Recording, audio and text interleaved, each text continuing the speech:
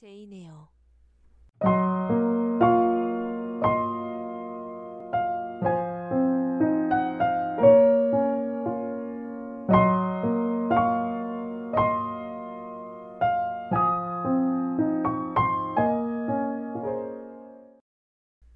제3장. 그 후에 기억나는 것은 무시무시한 악몽을 꾼 듯한 기분에서 깨어나 두꺼운 검은 줄들이 교차된 끔찍스러운 빨간 광채를 보았다는 것뿐이다. 바람소리나 물소리에 가려진 듯 휑하니 울리는 사람의 말소리도 들렸다. 흥분, 불안, 무엇보다 엄청난 공포가 나의 정신을 어지럽혔다. 잠시 뒤 누군가가 나를 부축해서 일으켜 앉혔다. 그 어떤 손길보다도 부드러웠다. 베개인지 팔인지 모를 것에 머리를 기대자 마음이 편안해졌다. 5분쯤 지나자 혼란의 구름이 걷혔다. 나는 내 침대에 있었고 빨간 광채는 육아실의 불빛이었다. 밤이었다. 탁자에 촛불이 하나 타고 있었다. 배시가 대야를 들고 침대 끄트머리에 서 있었고 머리맡에는 신사한 사람이 의자에 앉아 나를 지켜보고 있었다. 그 방에 게이츠 헤드 사람도 아니고 리드 부인의 친척도 아닌 이방인이 있다는 걸 알았을 때 나는 이루 말할 수 없는 안도감을 느꼈다. 보호와 안전에 대한 확신을 느끼며 마음도 진정되었다. 배시에게서 고개를 돌려 그 신사의 얼굴을 찬찬히 살펴보았다. 내가 아는 사람이었다. 하인들이 병이 났을 때 가끔 리드 부인이 불러들이는 약제사 로이드 씨였다. 그녀 자신이나 아이들 아플 때는 의사를 불렀다. 내가 누군지 알겠니? 그가 물었다. 나는 그의 이름을 말하며 동시에 그에게 손을 내밀었다. 그가 내 손을 잡고 미소 지으며 말했다. 앞으로 친하게 지내자. 그는 나를 눕히면서 배시에게 밤사이에 내가 불안해하지 않도록 아주 조심해야 한다고 일렀다. 몇 가지를 더 지시하고 다음날 다시 들으겠다며 그는 떠났다. 나는 슬퍼졌다. 그가 내 베개 옆 의자에 앉아있을 때는 친구에게 보호받는 기분이었는데 그가 문을 닫고 나가자 방 전체가 어두워지고 가슴에 철렁 내려앉았다. 표현할 수 없는 슬픔이 마음을 내리눌렀다. 졸리지 않아요, 아가씨? 배시가 약간 부드러운 어조로 물었다. 나는 아무 대답도 할 수 없었다. 말이 거칠게 나올까봐 두려웠기 때문이다. 자려고 노력해볼게. 뭐 좀 마실래요? 아니면 뭐라도 먹을 수 있겠어요? 아니, 괜찮아, 배시. 그럼 난 자러 가야겠어요. 12시가 넘었어요. 밤에 필요한 게 있으면 불러요. 왜 이렇게 상냥한 거지? 배시의 태도에 나는 용기를 내어 물어보았다. 배시, 내가 어떻게 된 거야? 병이 났어? 붉은 방에서 하도 울어대서 탈이 난 모양이에요. 곧 나을 거예요, 틀림없이. 배시가 옆에 붙어있는 하녀방으로 들어갔다. 그녀의 말소리가 들렸다. 세라, 육아실에서 나랑 같이 자자. 오늘 밤 저 가엾은 아이와 단둘이서는 못 있겠어. 죽을지도 모르잖아. 그렇게까지 발작을 일으키다니 아무래도 이상해. 뭔가를 본 게 아닐까 싶어. 마님이 좀 심하셨어. 세라가 그녀와 같이 돌아왔다. 그들은 침대로 가서 30분 정도 속닥거리다가 잠이 들었다. 드문드문 들은 이야기만으로도 나는 대화의 주제를 명확하게 추측할 수 있었다. 온통 하얀 옷을 입은 뭔가가 그녀를 지나 사라졌어. 그 뒤에 커다란 검정개가 있었어. 방문 두드리는 소리가 커다랗게 3번 울리더니 교회 묘지의 무덤 위에 불빛이 보였어. 마침내 둘은 잠이 들었다. 난로불과 촛불이 꺼졌다. 나는 그 긴 밤을 오싹한 기분으로 지새웠다. 눈과 귀와 마음이 모두 두려움으로 오그라들었다. 아이들만이 느낄 수 있는 그런 두려움으로. 이 붉은 방 사건 이후에 나에게 심각하거나 장기적인 육체적 질병이 이어진 것은 아니었다. 그건 나의 신경에 충격을 안겼을 뿐이고 오늘날까지 나는 그 충격의 여파를 느낀다. 그래요, 리드 부인. 당신은 나에게 끔찍한 정신적인 고통을 안겼어요. 하지만 당신을 용서해야겠죠. 당신은 자신이 무슨 짓을 하고 있는지 몰랐으니까. 나의 심금을 갈갈이 찢어 놓으면서도 당신은 나의 못된 성질을 뿌리 뽑는 거라고만 생각했을 거예요. 다음 날 정오쯤에 나는 자리에서 일어나 옷을 입고 쇼를 걸치고 육아실 벽난로 옆에 앉았다. 기운이 없고 쇠약해진 느낌이었지만 더 견딜 수 없는 것은 형언할 수 없는 비참함이었다. 눈물이 끊임없이 흘러내렸다. 짭짜름한 눈물 한 방울을 뺨에서 닦아내면 곧이어 또 한 방울이 주르르 흘렸다. 하지만 나는 내가 행복한 기분이어야 한다고 생각했다. 리드 집안 사람이 아무도 없었기 때문이다. 그들은 모두 마차를 타고 외출했다. 에버트도 다른 방에서 바느질을 하고 있었고 배시는 여기저기 돌아다니며 장난감을 치우고 서랍을 정리하고 가끔 나에게 전에 없이 다정하게 말을 걸었다. 늘 혼만이 나고 아무리 열심히 일해도 고맙다는 말 한마디 듣지 못하는 생활에 익숙한 나에게는 이 상황이 평화로운 천국으로 느껴질 만도 했다. 하지만 너덜너덜해진 나의 신경들은 이제 평온으로도 달랠 수 없고 기쁨을 느낄 수 없는 상태에 있었다. 배시가 부엌으로 내려가더니 도자기 접시에 파이를 담아 가져왔다. 맥꽃과 장미꽃 봉우리의 화환에 둥지를 튼 극락조 그림이 화사하게 그려진 접시였다. 지금까지 한 번도 만져보지 못한 귀한 식기가 내 무릎에 놓이고 그 위에 맛있는 빵과 과자를 먹어보라는 진심 어린 말까지 듣게 되었다. 부질없는 호의였다. 늘 소망했으나 그건 너무 늦게 나를 찾아왔다. 나는 그 파이를 먹을 수 없었고 극락조의 깃털과 꽃들의 빛깔은 이상하게 태색한 듯 보였다. 나는 접시와 파이를 밀어냈다. 배시가 책이라도 읽겠느냐고 물었다. 책이라는 말에 순간 기운이 나서 그녀에게 서재에 있는 걸리버 여행기를 가져다 달라고 부탁했다. 내가 몇 번이고 즐겁게 읽었던 책이었다. 나는 그걸 실제 이야기라고 생각했고 동화 내용보다 더 흥미롭게 여겼다. 그런데 이 소중한 책이 지루하기만 했다. 나는 더 읽을 마음을 접고 책을 덮어 탁자 위 손대지 않은 파이 옆에 내려놓았다. 배시는 이제 방 청소와 먼지 터는 일을 끝내고 손을 씻은 뒤에 화려한 비단과 공단 자투리가 가득한 작은 서랍을 열더니 조지아나의 인형에 씌울 새 모자를 만들기 시작했다. 그러면서 그녀가 노래를 불렀다. 우리가 방랑하던 시절 옛날 옛적에. 전에도 자주 들었고 들을 때마다 생생한 기쁨을 느꼈던 노래였다. 배시의 목소리가 고왔기 때문이다. 적어도 나는 그렇게 생각했다. 하지만 지금 그녀의 목소리는 여전히 감미로웠지만 그 가락은 형언할 수 없이 슬프게 느껴졌다. 발은 아프고 팔다리도 지쳤어. 갈 길은 멀고 산은 험하구나. 가여운 고아가 가는 길 위로 이제 곧 달도 없는 황혼이 떨어지리니 인정은 메마르고 친절한 천사들만이 가여운 고아의 걸음걸음을 지켜보는구나. 밝은 별들이 포근하게 빛나지. 자비로운 신이 보호해 주시네. 가여운 고아에게 위로와 희망을 주시네. 집도 없고 일가친척 없어도 나를 강하게 잡아주는 생각이 있어. 천국은 집이요. 안식은 날 저버리지 않으리니 신은 가여운 고아의 친구라네. 자, 울지 말아요, 제인 양. 배시가 노래를 끝내고 말했다. 차라리 화염에게 불타지 말라고 하시지. 하지만 나를 삼키는 그 지독한 고통을 그녀가 어찌 알겠는가. 아침나절에 로이드 씨가 다시 찾아왔다. 저런, 벌써 일어났네. 육아실로 들어서며 그가 말했다. 유모, 아이는 좀 어때요? 배시는 내가 아주 많이 나아졌다고 대답했다.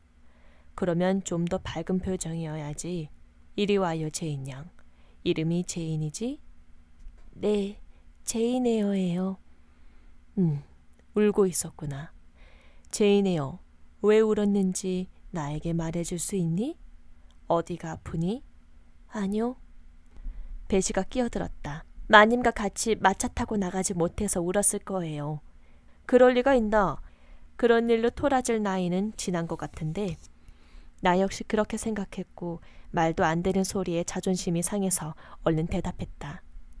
그런 일로 울어본 적 한 번도 없어요. 난 마차 타고 나가는 거 싫어해요. 비참해서 울었던 거예요. 아이고 아가씨, 배시가 말했다. 선량한 약제사는 어리둥절한 얼굴이었다. 나는 그의 앞에 서 있었다. 그가 물끄러미 나에게 시선을 고정시켰다. 작은 눈에 회색 눈동자였다. 그리 초롱초롱하진 않았지만 이제와 생각하면 예리한 눈이었던 것 같다.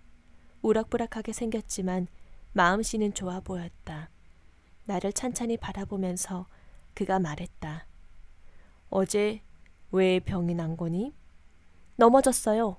배시가 다시 참견하고 나섰다. 넘어지다니. 저런, 그것도 어린애 같은 행동이군. 저 나이에 걸을 줄을 모르나? 8, 9살은 된 것 같은데. 맞아서 쓰러졌어요. 또다시 상해버린 자존심 때문에 내 입에서 그 말이 불쑥 튀어나왔다. 하지만 그래서 병이 났던 건 아니에요. 내가 덧붙였다. 그동안의 로이드 씨는 코담배 냄새를 맡았다. 그가 조끼 주머니에 담뱃갑을 집어넣는데 하인들의 식사 시간을 알리는 종소리가 크게 울렸다. 그는 그 소리의 의미를 알고 있었다. 당신을 부르는 소리로군요, 유모. 내려가세요. 당신이 돌아올 때까지 내가 제인 양에게 훈계를 좀 할게요. 배시는 남아있고 싶은 모양이었지만 게이츠 헤드 저택의 식사 시간이 워낙 엄격해서 내려가는 수밖에 없었다. 맞아 쓰러져서 병이 난 게 아니면 그럼 뭐 때문이지? 배시가 떠나자 로이드 씨가 물었다. 전 유령이 있는 방에 갇혔어요. 어두워진 후까지. 로이드 씨가 미소를 지으면서 동시에 인상을 찌푸렸다. 유령이라니. 이런, 역시 넌 어린애였구나. 유령이 무섭니? 리드 외삼촌의 유령은 무서워요. 외삼촌은 그 방에서 돌아가셨고 거기에 안치되었어요. 웬만해서는 배시도 다른 누구도 밤에는 거기 안 들어갈걸요? 촛불도 없이 나 혼자 가둬둔 건 잔인한 짓이었어요. 내 평생 잊지 못할 거예요. 당치 않는 소리. 그래서 그렇게 슬픈 거니? 이런 환한 대낮에도 무서운 거냐? 아니요. 하지만 얼마 있으면 다시 밤이 되잖아요. 게다가 전 불행해요. 다른 여러 가지 때문에 너무나 불행해요. 다른 여러 가지? 그 중에서 몇 가지 말해줄 수 있을까? 내가 이런 질문에 얼마나 구구절절히 대답하고 싶었던가. 하지만 대답하기 어려운 질문이었다. 아이들은 마음으로 느껴도 자기 느낌을 분석할 수는 없다. 설령 머릿속에서 얼마쯤 분석이 이루어지더라도 그 결과를 말로 표현하는 법을 알지 못했다. 하지만 나는 비통함을 토로하여 슬픔을 덜어낼 수 있는 처음이자 유일한 기회를 놓치고 싶지 않았다. 혼란스러운 침묵에 빠져 있다가 나는 빈약하고도 진실하게 대답을 했다. 우선 저에게는 아버지도 어머니도 형제자매도 없어요. 친절한 외숙모와 사촌들이 있잖니. 서투르게 의견을 밝혔다. 하지만 존 리드는 나를 때렸고 외숙모는 위층 붉은 방에 나를 가뒀어요. 로이드 씨가 그의 두 번째 담뱃갑을 꺼내며 물었다. 게이츠 헤드 저택이 매우 아름다운 집이라고 생각지 않니? 이렇게 좋은 곳에서 사는 게 감사하지 않니? 여긴 제 집이 아니에요. 게다가 에버트는 내가 하인보다 더 여기 살 권리가 없다고 했는걸요? 무슨 소리? 바보같이 이렇게 근사한 곳을 떠나고 싶은 건 아니겠지? 갈 곳만 있다면 기꺼이 떠나겠어요. 하지만 전 어른이 될 때까지 게이츠에 대해서 벗어날 수 없어요. 글쎄다. 그거야 모르는 일이지. 리드 부인 말고 다른 친척은 없니? 없는 것 같아요. 아버지 쪽으로 아무도 없어? 모르겠어요. 외숙모께 한번 여쭤봤는데 에어라는 성을 지닌 가난하고 시시한 친척들이 혹시 있을지 모르지만 그들에 대해선 전혀 모른다고 했어요. 그런 친척이 있다면 그들에게 가고 싶니? 나는 생각해 보았다. 어른들에게 가난은 아주 고약해 보인다.